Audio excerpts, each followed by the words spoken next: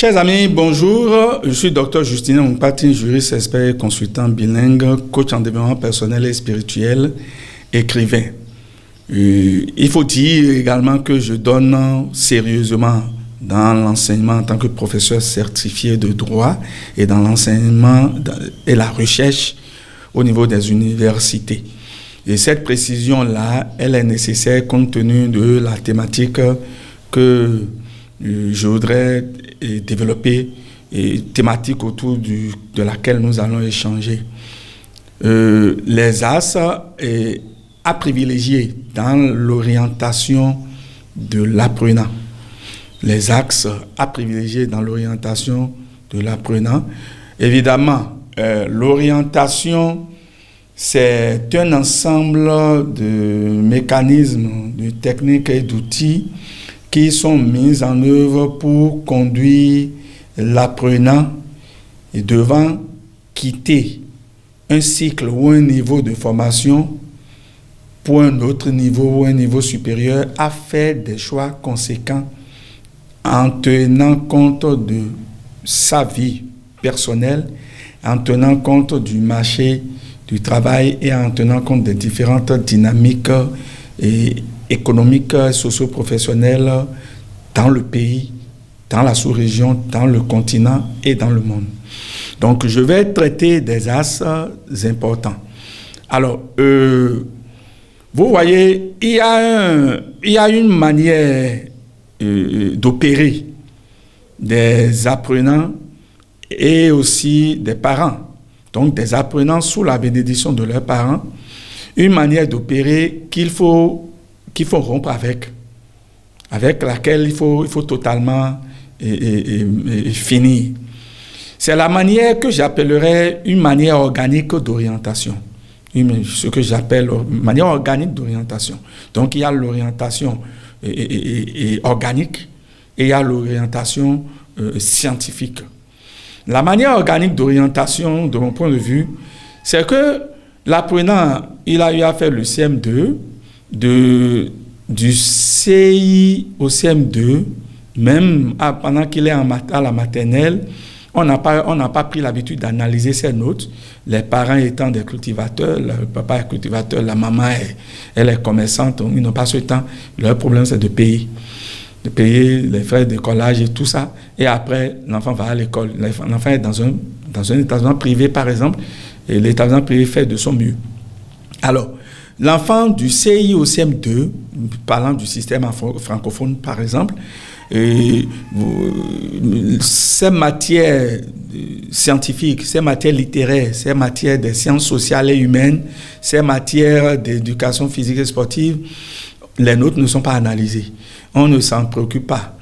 Même parfois, lorsque les parents sont enseignants, ou l'un des parents est enseignant, professeur, ou conseiller pédagogique, ou même inspecteur, ou spécialiste des sciences de l'éducation, il n'a souvent pas le temps de se concentrer sur ça. Je ne dis pas qu'ils ne le font pas, mais parfois on peut négliger. Alors, ça, j'appelle ça une évolution, laisser l'enfant évoluer d'une manière organique, de manière à ce que lorsque l'enfant a le BPC et qu'il continue en seconde, la même situation se poursuit. En terminale, il a le bac, il voit ses camarades choisir une filière, lui-même choisir la filière. Je voudrais nous dire ici qu'il y a des paramètres qu'il faut prendre en compte pour pouvoir assurer l'orientation de vos enfants. Première des choses, ne négligez plus l'orientation de vos enfants. Ça fait un. Deuxième chose, l'orientation des enfants, ce n'est pas forcément en terminale. L'orientation des enfants, ce n'est pas forcément en seconde. L'orientation de votre enfant, c'est déjà depuis le ventre de sa mère. Je vais vous étonner. Il y a ce qui est de plus en plus développé. Les recherches ont prouvé l'éducation prénatale. C'est-à-dire que, se basant sur des données d'ordre parapsychologique, psychologique, spirituel et énergétique, il est possible d'agir sur le fœtus, d'agir sur l'enfant, de le conditionner, de l'éduquer pendant qu'il est dans le ventre de sa mère. Vous voulez que l'enfant devienne musicien? il est bien possible d'agir sur sa dimension, sur sa dimension sensorimotrice, de faire en sorte que ce qu'il écoute le prédispose à devenir musicien. Vous voulez que l'enfant devienne littéraire demain, il est possible. Mais je ne suis pas en train de développer des éléments liés à l'éducation prénatale. Je suis concentré sur les axes clés à prendre en compte dans l'orientation d'un apprenant. Et je dis, déjà, depuis le ventre de sa mère, sachez que l'enfant peut faire objet d'orientation. Secondo, et la mère de l'enfant qui constitue en énergétique spirituelle ce qu'on appelle la terre dans laquelle est ensemencée la graine de l'enfant en griffe, cette mère-là, sur le plan émotif, psychologique et physique, communicatif, est déterminante dans ce que l'enfant doit devenir. Une mère qui est tout le temps nerveuse pendant qu'elle est enceinte, une mère qui est maltraitée, une mère qui maudit tout le temps, je suis sûr que l'enfant qui naîtra de cette mère enceinte-là aura des difficultés. Ça fait deuxième élément. Troisième élément, vous allez tenir compte des prédispositions naturelles de l'enfant. Observez l'enfant de 0 à 5 ans. De 0 à 5 ans. À 6 ans déjà, l'enfant commence le CI. De 0 à 5 ans, 4 ans, 5 ans, l'enfant est à la maternelle. Votre enfant, lorsqu'il a 1 an, dès qu'il commence par s'asseoir là, observez-le. Si c'est une fille, si c'est une fillette, un garçonnet, observez-le. Vous allez voir. Moi, personnellement, c'est de 0 à 5 ans déjà que je sais ce que l'enfant va devenir. Parfois, même avant sa naissance, sondant, exploitant des aspects d'ordre spirituel, l'enfant vous dit ce qu'il est venu faire. Parce que, comme j'ai l'habitude de le dire, et c'est démontré, tout être humain est corps, esprit, âme. L'âme que l'enfant est vient de Dieu. L'esprit qui se trouve à l'intérieur de l'enfant vient de Dieu. Le corps de l'enfant vient de Dieu de manière indirecte, est fabriqué par le père et la mère au cours de leur relation intime. L'âme vient de Dieu, l'esprit vient de Dieu. À l'intérieur de l'âme, il y a une mission qui est collée. Il y a une mission que l'Éternel a collée à cet enfant. Que vous soyez croyant ou non croyant, toute âme a une mission sur terre. Donc, il est possible même que l'enfant puisse communiquer sa mission avant même sa naissance. Dans nos religions endogènes, il y a ce qu'on appelle la dogopha, par exemple, où on cherche à savoir même ce qui est derrière cette grossesse. Alors, l'orientation de l'enfant doit tenir compte donc de ses prédispositions naturelles. Il y a certains enfants qui sont nés pour être littéraires, même si je n'encourage plus trop les apprenants à devenir littéraires. De littérature, sciences sociales, sciences humaines. Si quelqu'un se spécialise dedans, je suggère qu'il développe beaucoup son côté scientifique. Et je vois de plus en plus que le terrain est vierge par rapport aux sciences dures, aux sciences exactes. Je le remarque de manière fondamentale et d'autres chercheurs le remarquent également. La série C, la série D, la série C surtout, les séries techniques professionnelles sont des séries à privilégier. Donc, les prédispositions naturelles de l'enfant sont déterminantes dans son orientation. Par la suite, vous avez l'historique ou l'histoire familiale de l'enfant. Chaque enfant est la progression de sa famille. Nous avons l'habitude de dire au plan spirituel-énergétique que chaque enfant est entouré par les défunts de sa famille partout où il passe. Les défunts de la famille, le Birago Diop l'a dit, les morts ne sont pas morts. Dans la famille, et vous allez voir cela même avec des patriarches, même dans la Bible. L'enfant a tendance à développer l'activité qu'il a vu son père exercer. L'enfant a tendance à développer l'activité qu'il a vu sa mère exercer. Vous prenez certaines ethnies en Afrique, lorsque la maman a pris l'habitude d'être grande commerçante, sa fille a beau être médecin, la fille a tendance à développer également le commerce. Elle peut être médecin et peut-être finir par mettre en place un commerce de vente de produits médicaux, etc. L'histoire familiale est déterminante. Vous avez par la suite les secteurs porteurs et les différentes dynamiques mondiales. Le monde n'est pas figé. Les données changent. Par exemple, aujourd'hui, la télécommunication, les techniques, la technologie de l'information et de la communication, et le digital, l'Internet, le marketing digital, et la gestion intégrée des projets, c'est-à-dire l'usage, le faire recours à différentes compétences croisées.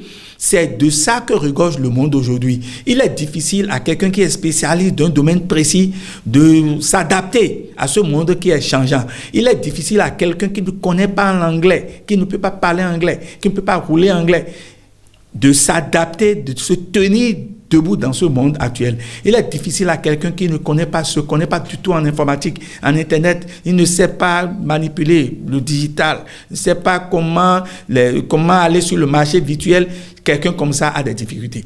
Aujourd'hui, les filières porteuses sont beaucoup plus les filières qui amènent l'apprenant à mettre en place une entreprise. Ce ne sont pas des filières qui conduisent l'apprenant à être salarié.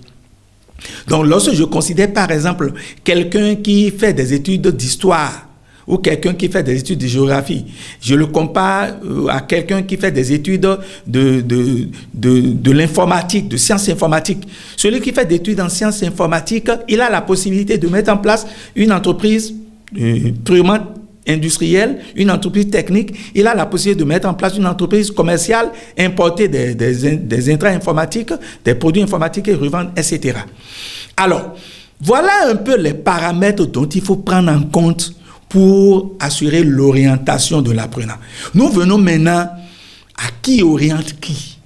Ça, donc les As là, ça répond à la question qui oriente qui, et ça répond à la question sur quoi se baser pour orienter. Sur quoi se baser pour orienter, c'est ça que je viens d'aborder.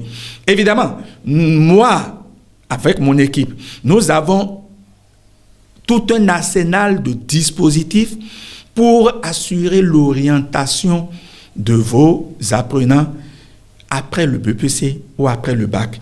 Et l'orientation que nous conduisons au niveau de mon équipe, c'est une orientation à la fois mentale et intellectuelle, une orientation tenant compte des spécificités physiques de l'apprenant, une orientation tenant compte des spécificités psychologiques de l'apprenant et une orientation tenant compte de la dimension spirito-énergétique du candidat. Il faut croiser tout ça.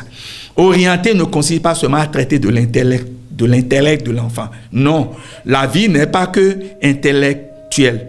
En conséquence, il faut que l'enfant soit responsable de son orientation.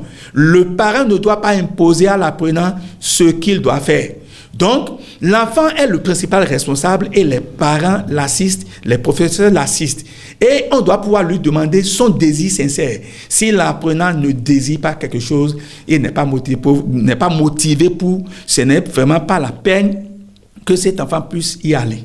Alors, la démarche, je vais le dire de manière très rapide pour mettre fin à cet entretien, à cette petite présentation que je fais. La démarche sera en un premier temps que l'apprenant puisse faire le point de ce que lui-même veut. Il part de ses forces faiblesses. Il va tenir compte des menaces et des opportunités sur le marché du travail. Et il va maintenant faire le point de ce qu'il peut faire, de ce qu'il peut apprendre comme profession.